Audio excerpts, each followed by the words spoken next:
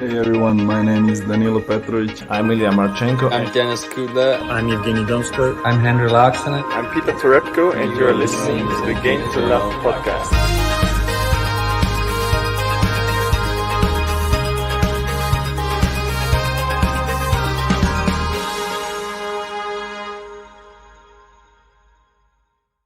Hey, welcome back, tennis fans. Sorry, we haven't really been bringing you a lot of these actual podcasts during the US Open. We've been very, very busy with work, JG with studying, and obviously the matches are all after work and in the period of free time that we have. So we're trying to use a lunch break and get out this conversation that we wanted to have for probably about 2 or 3 days now.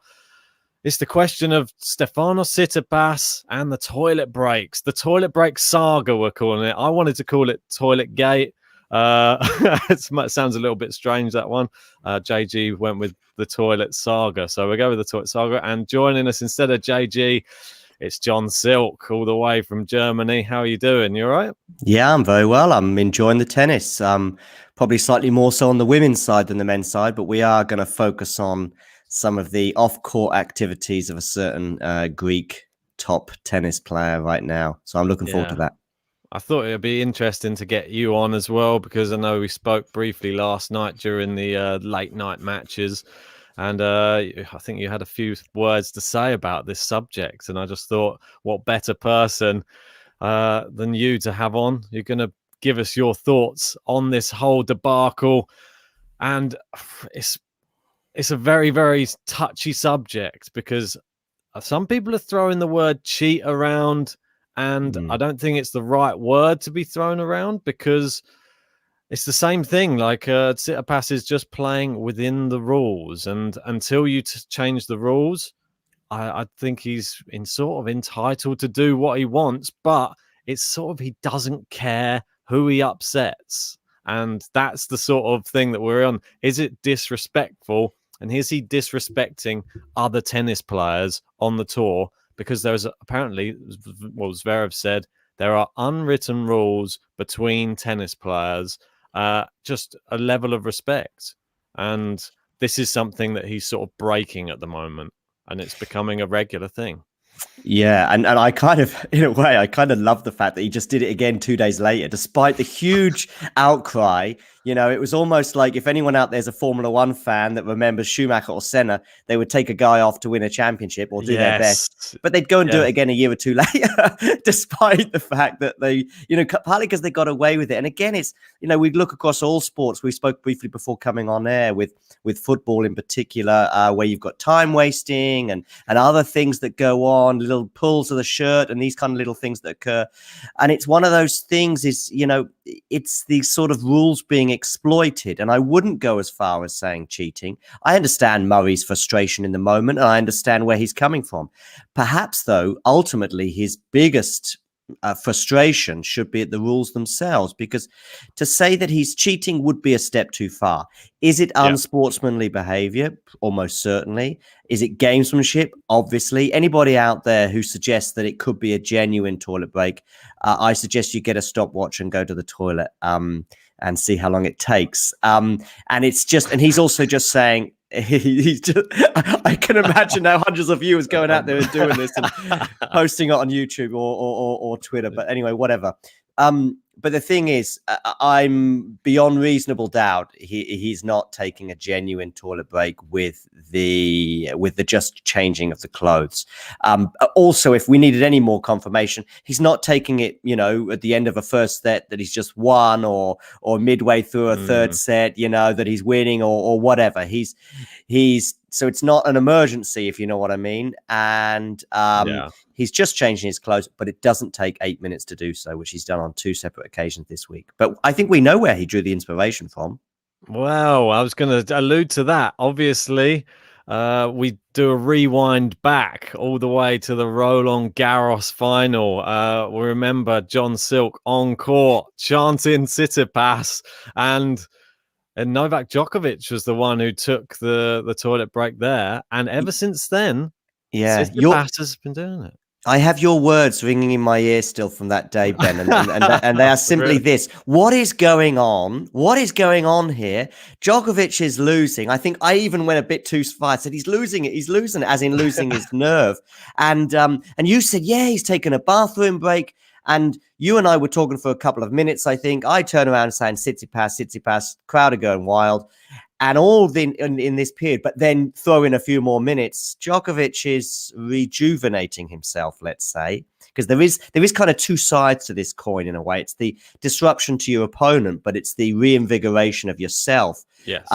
Because you don't get this in tennis. It's one of those, when you're at a match, especially for the first time, it's one of those bizarre elements to a tennis match is that, you play a game or two and then they're just sitting down there and you're watching them. You're just watching them with gathering their thoughts, and they've only got a minute or two and then they're back out there again. And it's a kind of a surreal moment when you're just meters away from a guy who's about to win a Grand Slam or pull up trees or do amazing things. And he's there and you can sort of feel it. It's almost like being in the dressing room at half time, but there is no dressing room here except for when you want to take a toilet break. Well, that's it. And I think it sort of fits in nicely. Obviously, the other person that is criticizing him, we've had Zverev criticize him. We've now had Andy Murray criticize him. I'll go to some of the tweets from Andy Murray just to start with. He started off by spelling his name wrong, Stefanos Tsitsipas, and twice as long to go to the bathroom as it takes Jeff Bezos, I think he means Bezos, to fly into space. Interesting. So, like the comparison. I like it. It's funny. It is funny. Yeah, so space travel is apparently quicker than Tsitsipas going to the bathroom on court. We go to the next one, which was, I believe this is a quote from Andy Murray on Tsitsipas. And he was saying, it's not so much leaving the court, it's the amount of time. I spoke to my team before the match about it, and they said to expect that, prepare for it. If things are not going his way, so I was trying to do that. He said, but the issue is that you cannot stop the way that affects you physically, especially someone like Murray as well. You got to think that, like somebody who takes a lot longer to get going, like his metal hip, probably, I don't know, might start getting cold. He needs to warm up the metal in his body, maybe. He says when you're playing a brutal match like that, stopping for 7-8 minutes, you cool down. You can prepare for it mentally as much as you like, but the fact is that it does affect you physically. And when you take a break that long, multiple times during a match, what do you reckon? What do you make of that? I think it's hard to disagree, really. I mean, they're all valid points. I just think that we just have to just probably draw short of calling it cheating, but it's all valid. Yeah. And the issue is the rule. There should be, there's two parts to this rule that I'm not, let's say, comfortable with. And I think it could be cleared up quite quickly is obviously there's the length of time, but there is also this element of, taking bags and stuff or potential communication. It didn't really occur, I think, so much on the 2 bathroom breaks Tsitsipas took this week, but at a previous tournament, it might well have been Cincinnati, was it? Yeah. When he took a lengthy break and there was all this sort of texting going on. And there's no kind of, it's very, listen, when we go through an airport, we have to go through a thing to make sure that our phones and stuff are outside of our pockets. I mean, is it wild? Is it too far-fetched to install one of these?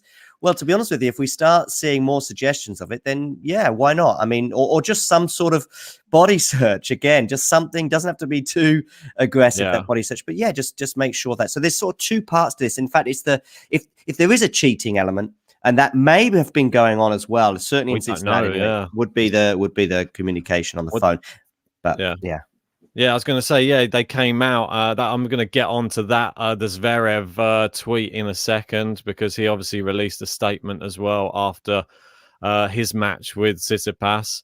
I will get onto that one just in a sec. We'll just finish off with this Murray quote, or just this part of it. He said every single time it was either before my serve as well. I think he took the medical time out. It was just after I won the 3rd set. Also in the fourth set, when I had love 30, he chose to go and change his racket or something like that. He said it can't be a coincidence that it's happening at those moments. I don't believe it was causing him any issue at all, that the match went on for another 2 hours or 2 and a bit hours or something like that. He was fine, moving great, I thought. So there's this sort of side of things. He knows that Murray's a bit older. He's not going to be able to get going again as quickly. It's a little bit, it's frustrating, but it's tactical. It seems, yeah, and it's not against the. And listen, I've admired many sportsmen in the past, or sports people in the past, that have done everything they can do to win within the rules. And let me tell you this: it's just you reading that out there and talking about this just reminded me of a personal thing down the pub in the UK, in particular, playing pool, and the guy who I'm playing, or the woman for that matter, has got an easy-ish shot on the black. I go and say, well done, and I put my cue up, basically to suggest game over before they take the shot on the black, just as a little thing, because it's an easy-ish black, but it could be missed. And they say, no, it's not over yet. I say, nah, it's an easy black. So anyway, a little personal anecdote there. So any of you out there playing pool and it looked like you're about to lose, kind of pretend to give up and see what happens to your opponent. But in golf as well, I mean, yeah, I'm going off at tangents here, but there's all sorts of things going on, and if it's within the rules, well, maybe the rules are the issue. That's definitely, I think, where we're going to get to as well. Maybe I'll just move through some of these, like Tsitsipas. Andy Murray's lost respect for him, he said in the press conference there. You can see he said on the court to the umpire, "What's he doing in there?" He said that the toilet's just there. He said, I can see it from here. Like, that's where it is. How is he spending so long in there? He said, I've been to the bathroom many times in my career, and it's never taken me this long. And I know that there's a lot of people who are going to draw from the US Open, his first ever Grand Slam win in 2012, where Murray took a toilet break after just losing 2 sets to go in at 2-2, really. So he just lost 2 sets on the bounce. He took the toilet break, went in, and I've said it in the last couple of watch-alongs. He went and he said it was the first ever time he went into the bathroom, and he said it's the size of about a sink and a mirror, and then it's a very small toilet.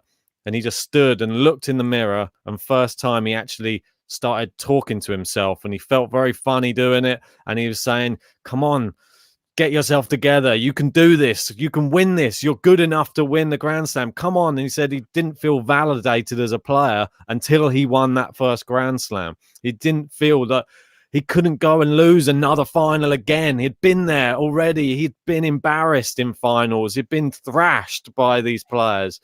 This was his chance. And if you look at it that way, should that be taken away from the game? Like, because the fact he was able to go in there and give himself a pep talk and scream at himself and not do it in the public eye. Like, if they sat on the court screaming at himself, would people go, "Oh, what's happened to him? He's lost his marbles or something"? If he does it in private, that's okay, though, because he's just geeing himself up. It's more of a private thing, trying to get yourself. It's like the Eminem, the 8 Mile in the mirror before he goes out for the rap battle.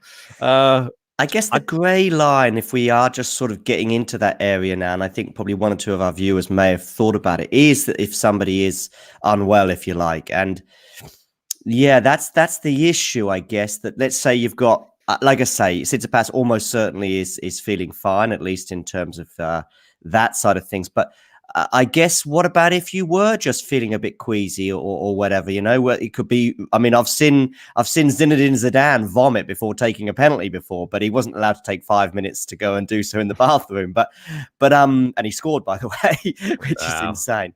But is it okay to take 5 or 10 minutes if that's what it takes?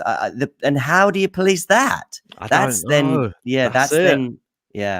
And I guess that's the issue for the ATP and the WTA as well. You can't control someone's bowel movements. You can't police it. And that's the big problem here. Do you say you get a maximum of this amount of time, and any minute over that, you will lose 15, 30 when you next come out on different points structure of... if you have, say, an injury such as cramp, I mean, we saw famously this year Medvedev cramping up in in Miami, it was, and he's sort of playing points on sort of no legs, but he's still winning them. Is when you have the cramp, for example, on the court, and of course you have to have the medical treatment on court, right? Yeah.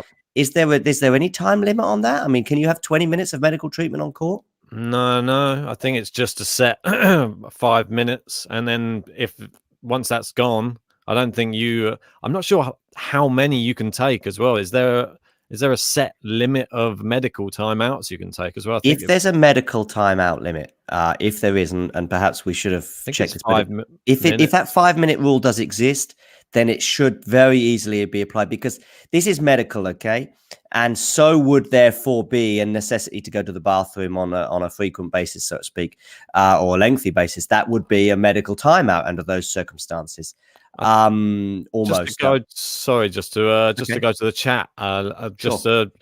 1 sec. Floyd bringing up a good point. He wouldn't receive backlash if it was once in a while. Good point. And yeah, I think that I totally agree with that. Twice in 3 days, or 3 times in 3 weeks. And let's get on to Manarino defending him, saying that he's not doing anything wrong. I think the rules are wrong. That's it. So he's just saying the rules are wrong. I think we can all agree the rules are wrong. But how do you police it? I think you were saying to me, Opelka spoke out in defending Tsitsipas as well. We've got Liam saying, maybe the only option is to have a courtside Portaloo, and the door opens automatically after 5 minutes. That is wonderful. I like it, Liam. Wonderful. Brilliant comment. A comment of the day there, I think, for Liam.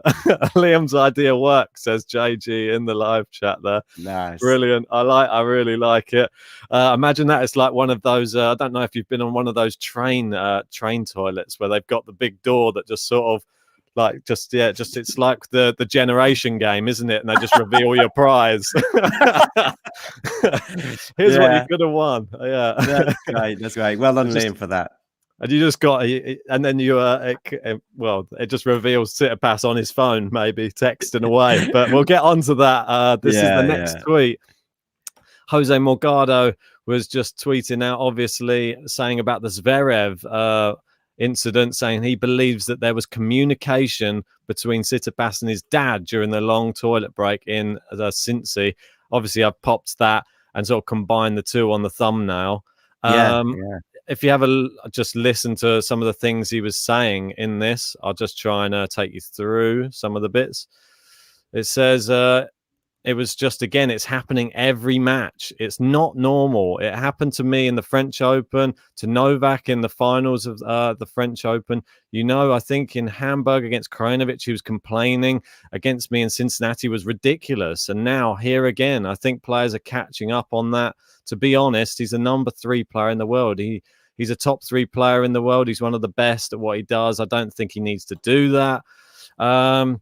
He said you'd only expect these sort of like these antics and tactics in challenges and future events or junior events.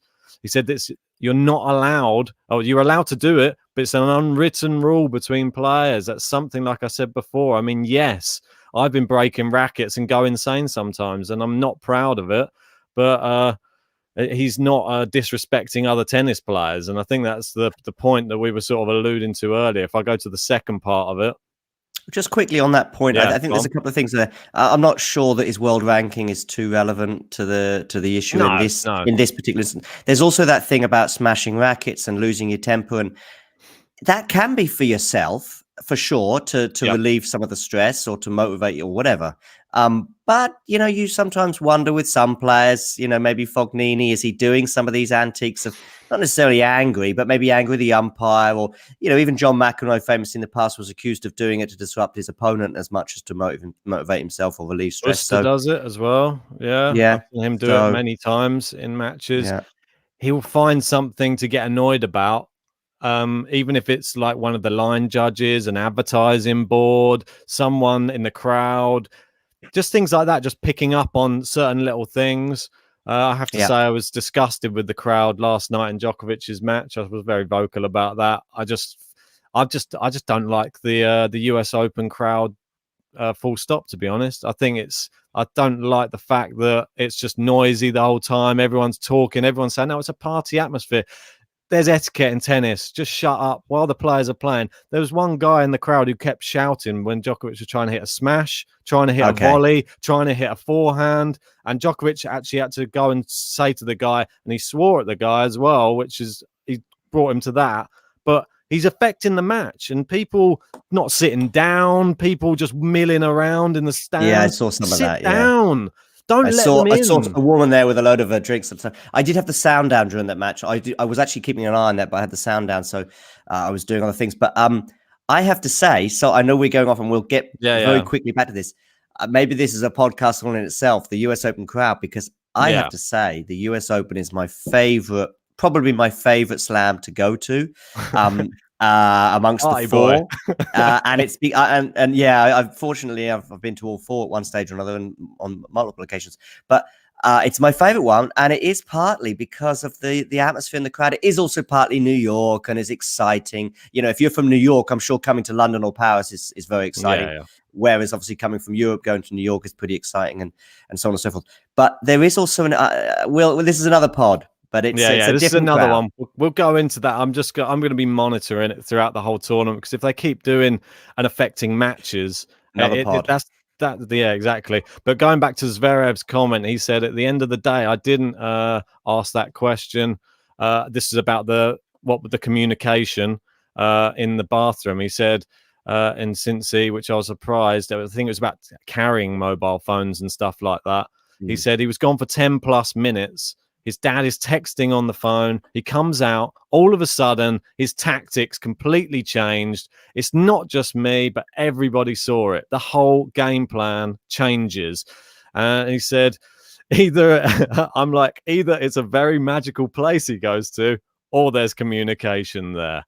So I think he may have a point, and there was something about his father as well. There was something that happened afterwards that I think his father was kind of looked like he was pretending to be on his phone so this is after now Tsitsipas is back on court. There's some people suggesting that he was sort of playing with his phone like in a fake way to make it look like he was constantly doing it. I think Zverev has a very valid point here, and I've mentioned about how that can be checked and policed a lot more easily than the other stuff. The only thing I would like to say is I do think it's perhaps other issues here, and I'm not sure what he means, but just explain. If you say his complete tactics changed and that's what happened, well, that's a bit much. We don't know. I mean, maybe you just change your tactics because you're losing. And what does he mean by changing it? Tell us what he. I would always look for a bit more. Exactly. So, I mean, it could just be he came out, and it could just be he just did a Murray, shouted at himself in a mirror for a few minutes, and then came back out and just thought, well, that wasn't working in the second set. So in the first, didn't Zverev win this match, by the way, though? Yeah, he did. Yeah, but it was just the fact he came out and he actually went up a break, and Zverev had to come back. That was the thing. So it was double break, I think, wasn't it? So, yeah, break? I believe so. It was a very, very topsy-turvy final set anyway, and I think it was just credit to Zverev for just fighting through it in adversity there. And he said there, but I do believe, and Andy said it as well, there is a level of respect that everybody needs to have between the players. And I think that's right. I think that this is just a respect thing as well. As much as it's a rules thing, I don't think you can police how long people are in toilets. But you can have a level of respect. And if you continue to do super long bathroom breaks, all you're proving is you have no respect for any of your fellow professionals that you're playing against. And if you have no respect, then he's sort of admitting he wants to become tennis bad boy. That's it. He wants to become the one who's in the papers for all the wrong reasons, not the right reasons. And maybe he wants to become, as they say in America, the heel, isn't it? You want to be that person who is always got the crowd on their back all the time, and then you lap it up, and then you put the ear to the crowd, and you say, "What's next? Come on, I'm going to win another slam." And but he hasn't even won one yet. WWF kind of sort of exactly, thing, yeah. I mean, it does put bums on seats. That type of thing. One thing I'd like to just point out at this point is that I think also there's the other thing is that if we start seeing this just commonplace all over the tour and matches are lasting 5 hours, but one of those 5 hours is because people are off the court taking bathroom breaks. Well, we don't want to be there, and there is going to have to be a point when that has to be addressed. If this ends up just being an anomaly and just a moment in Tsitsipas's career and the respect comes back, but I must admit, when I'm playing, and I'm sure it's the same for you, and certainly on the professional, when you hit the net and it goes over and you win the point, I know it sounds strange, but it is something when the player just acknowledges that. And that's part of this respect. It's not in the rules, but I've been in situations when the opponent hasn't done that. And it's on an unprofessional level, it's annoyed me. I'm like, come on, man, just apologize for that bit of fortune you had there. And I like it. And it's just all the way through the game. And I think that long may that continue. Well, maybe this is fitting for the US Open then. I know that I don't want to go back into it again, but if there's bad etiquette off court, maybe it transfers onto the court as well. Maybe Tsitsipas is just thinking, well, no one sits down during the match. Everyone's talking during the matches, people shouting out during matches. Maybe I just go to the toilet break as long as I want. Who cares? No one here cares apparently about anything to do with etiquette. So maybe I'll just do as I please. I think it's an interesting hypothesis. I don't know. I don't doubt that that's the case, but I'm just saying. I like it. I'm from London, and we do it the Queen's way at Wimbledon. We all be quiet. But the umpire doesn't even say anything. That's what I don't understand. Even when Djokovic, I'm going to go off on it again. Even when that person said, and Djokovic had to go and speak to the person in the crowd, the umpire didn't even say, please, can you not shout out during the points? He just went, oh, yeah, don't swear at him or something. That was it. They shouldn't, just quietly. Didn't say anything. Yeah, nothing. But my first US Open experience was 2016. It was on the opening day of the tournament, and Djokovic was playing that night, and it was Phil Collins was playing, coming in the edge night. It was the first year with the roof. It was like an inauguration, and sat next to me was a setting the scene. Yeah, I know. And it was amazing. It really was cool. And Djokovic won comfortably. And at the end of the match, Djokovic sings a bit of I can dance. I can I remember that. I don't know if you remember that. Yeah, it was great. It was a great evening. I certainly enjoyed myself. But so were the crowd around me. And some of the people nearby were eating KFC or something equivalent. And it was just a different crowd, if you like, different mixture. You know, you got film stars there as well, like you get at Wimbledon. You got your certain clientele, but there's a working class element. Also, if anyone's been to Queens and the area where Flushing Meadow is, it is a working class area, let's say. Whereas Wimbledon's very different, and I don't have a problem with that. I'm a person for all seasons. Call me a bit old school then, maybe. I just like it to be a prim and proper game where.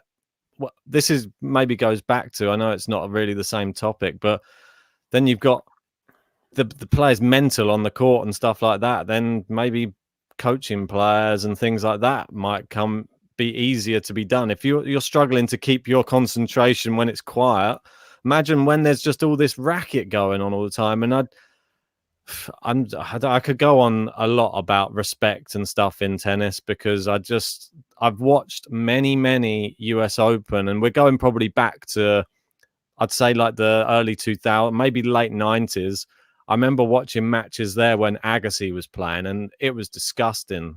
Some of the fans cheering him on were cheering on double faults, the first serves into the net. I was just like, this is disgusting. Yeah, that's too much. I agree. I mean, what are you doing? I know you want your guy to win, but at what cost? Like, just to you're making yourself look like scumbags, really. I know we keep using this word on the pod too much at the moment, but I don't like that in tennis. I think there's no place for it. Keep the sport.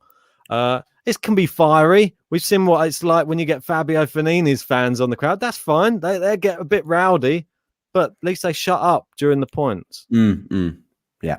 So anyway, going off on a bit too much of a tangent there. I think we've probably done this one into the ground. I'm just going to go to the poll quickly because I put a quick poll. I put a quick poll out to see if everybody thought the rules needed to be changed on this, and I'm sure we can probably guess which way this one probably went, don't you? Let me just have a quick look on there to see the percentages. It is going to tell me in 2 seconds.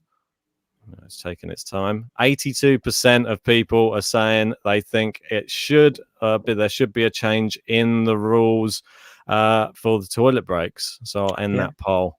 Yeah, And yeah, something should be done. I don't know what, but something, and I'm sure it could be done. Maybe along the lines of the medical treatment. If that's 5 minutes, then really it's as harsh as it may seem. If you genuinely are ill, well, it's harsh if you've pulled a hamstring or you've got cramp or whatever. You can only have so much time to have the treatment. And you and I should certainly have a face-off, a kind of a boxing face-off over the US Open crowd sometime. Yeah, I mean, I think I'm going to get a lot of hatred probably from US fans. There's probably people who just love that type of thing. Maybe it's just Wimbledon 2003. The Wimbledon, no, 2003 was it, or 2001? The one that Ivan Isavic beat Rafter in. That was the Monday, and it was maybe the weirdest, but also the best Wimbledon atmosphere of certainly of my lifetime, in terms of, because it was a kind of a football crowd atmosphere. It was a Monday. It was a bit more of a urban crowd, so to speak, and your corporate guys were not there because it was then on the Monday. It'd been That's it was an interesting one. One of the best Wimbledons on record for me, that one. Just one of the best stories, at least. I think it was 2001, I think. It was also the year that I think Federer beat, was it the same year as Federer beat Sampras? Or have I got my years confused? I think it's a different one, but I can't think off the top of my head. Udit saying maybe 2001, I guess. Yeah, I think it was, I think we're going a bit off topic, but I think, we're going to go. I think it's just a little bit... you say tomatoes, I say tomatoes, and we'll just leave it at that for now. Thanks for joining, John. Great to be on, Ben. Great. No, it's always fun. I know you're doing the night shifts. Must be exciting over in Germany at the moment. Obviously, Alex Zverev, he's my pick to win. I've actually got two Germans to win the thing. I've got Kerber for the women's. I've got Kerber. I know, mate. I've gone a bit out there on the women's. You've gone big there. You've gone big.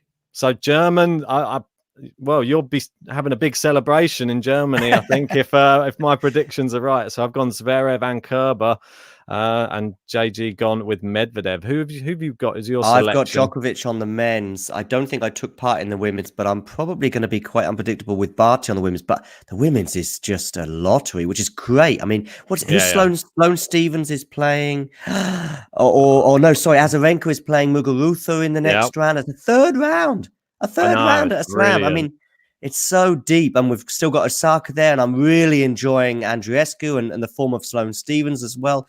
You know, rolling back the years, and Andreescu's hitting the ball as hard as ever, and it's just great. On the men's side, I have to say there's kind of one narrative, if you like, with the Djokovic thing, and I think it'll just trickle on until either he wins it or he goes out.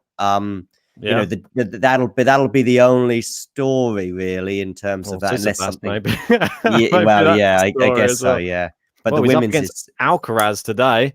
Want to get your thoughts quickly on that before we wrap it up? Yeah, sure. I actually watched the Alcaraz sort of last set and a half yesterday, or maybe even a bit more than that. I think, did he save match points? Did he in the fourth set? He certainly was in big trouble in a tie break. I don't know if it was to go 2-1 down or even to lose the match. But that was basically the point where I joined in, and that was huge. And it actually nicely comes back just finally to this Tsitsipas thing, because I know I've highlighted it a couple of times before on the pod, but it's all about momentum, possibly more than any other sport. And this toilet break thing has one primary desire, which is disrupt the momentum of your opponent. And that's what it's all about. And that's why it's such a big issue. Regarding Karatsev and Tsitsipas today, it's today, is it? Or tomorrow? They play today. They play today, yeah. They're playing this afternoon. They're all on Arthur Ashe. It's Azarenka Muguruza. We're covering that one first. After that, Alcaraz Tsitsipas, and then we've got quite an exciting matchup coming up later on in the evening, which is Naomi Osaka up against Leylah Fernandez, the very good young Canadian. So looking to cover all three of those matches, and it's quite an exciting day of tennis. Make sure you join us for all of those matches. There's a few other matches on. I'll just take you through some of them. What's your prediction of Alcaraz Tsitsipas, by the way? I think it could go 4. I think Alcaraz could take a set in this one, to be honest. But I think Tsitsipas ultimately going to be too strong. We've seen Alcaraz do well against some of the players who are in and around the top 50. But when he comes up against, we saw what happened against Rafa, he absolutely demolished him. And I think this is the sort of level you're talking now. You're talking top players now, top 5. I think it's going to be a real tough match for him. But I would love it if Alcaraz wins. I don't know why. There's part of me that just, I want to see him have a breakthrough tournament and go on into really deep into a tournament, because I think he could be off to the races then. He could maybe break top 20 very soon if he does that. I mean, he's kind of already had a breakthrough tournament earlier this year at Wimbledon. No, I'm talking about Shapovalov now. Sorry, but Shapo now. Okay. Is this? Sorry, I'm jumping around. Is this the tournament for Shapo to finally make a final? Am I going a bit too crazy there? I don't think it's as crazy as Kerber winning it, by the way. Well, I think Shapo, I was a little bit worried for him against Baena last night, but he seemed to cruise through that one. Saved a couple of set points in the first set and momentum. There you go. I also I know we spoke about Mauri Tsitsipas, and I'm going to bring it back to that. I think the further Tsitsipas goes in this tournament, because I wasn't sure in that first round, is it Murray playing excellently, or is a sort of a shaky Tsitsipas on display here? We've seen Tsitsipas struggle a bit in recent months since the French Open, so I wasn't quite sure. But I saw Tsitsipas in his second round, and he was top form. And the further Tsitsipas goes, I think the more impressive that performance of Murray looks. Oh, I thought Murray played amazingly well in that match. Probably his best performance in 5 years. Yeah. Oh, for sure. He looks fantastic. Some of the winners he was hitting, and his serving was good. And that's why he's so frustrated after that loss. And you can understand why, because it's almost like he had all the momentum and he lost it just due to Tsitsipas and the and this toilet. And that's why he's just getting so wound up, because that could have been a real comeback tournament for him. He could have potentially, I think he would have gone on and beaten Manarino. Yeah, second week probably. And then Alcaraz probably would have fancied him against Alcaraz as well. So I mean, it could have really given him a catalyst to go on and do something good. But I still took some real good signs from it from Murray. I think he can really beat some big players coming up if he continues and just avoids the injury. Yeah. But we'll be let's just wrap this one up now. I want to quickly give a quick shout out to Emma Raducanu. She's doing great. Hopefully she can progress. She's against Cerebres Tormo in the next round. Very tough matchup, that one. But never say never. Can she set up a fourth round against Ash Barty? That is the one that everybody wants to see. Well, Ash Barty's still got to beat Shelby Rogers, but I know we still want to see it. I had somebody saying yesterday that's like the Djokovic Struff of the women's game. Okay. They always meeting. But anyway, we'll wrap up for now. Cheers, John, for joining, and we'll see you all a bit later. See you later, guys.